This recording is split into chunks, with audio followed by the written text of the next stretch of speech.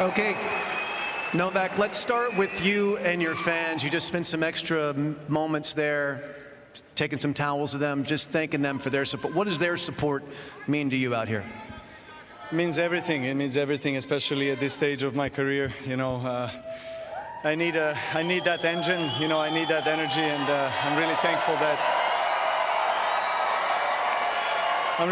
that I still have enough gas, you know, in my legs to be able to play in this level, you know, in one of the biggest tennis courts in the world.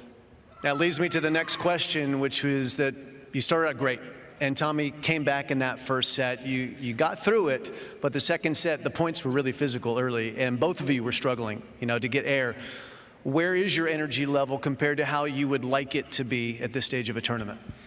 It's great. It's perfect. It's 110%. Okay. Stefanos, turn your TV off, Stefanos. Turn the volume down. Turn away. All right, give us the real answer. Yeah. Stefanos, see you in 2 days. Okay.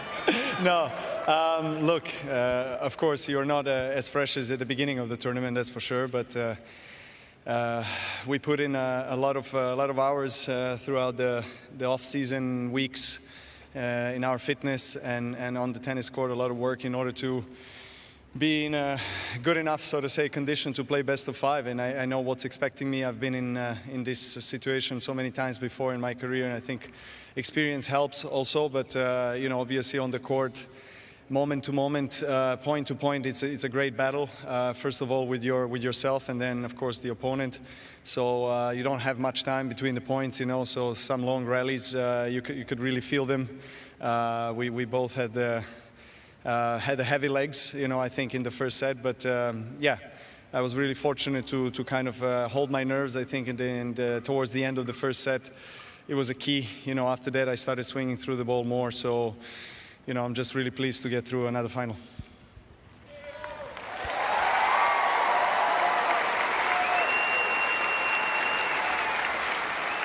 It was on this date 15 years ago when you played your first final, and it was on this court, and you won your first title here. Could you have imagined that 15 years later you'd be playing in going for your 10th Australian Open, your 22nd major title, still be out here on tour doing it at this level? Could you have imagined 15 years ago that you'd still be around? I have pretty vivid and strong imagination, but I don't think I've imagined things to be this way, the way they turned out.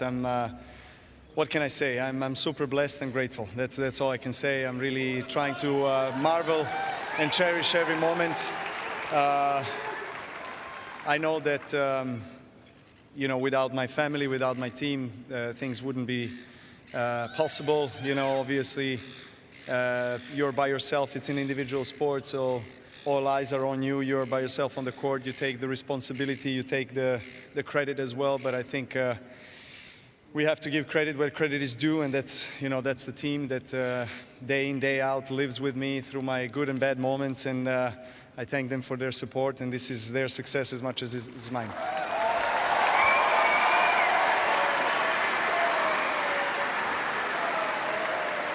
Well, there will be two teams on Sunday, your team and Stefanos' team in the stands, two players on the court, and it'll be a rematch of a Roland Garros final from a couple of years ago that was a real challenging one.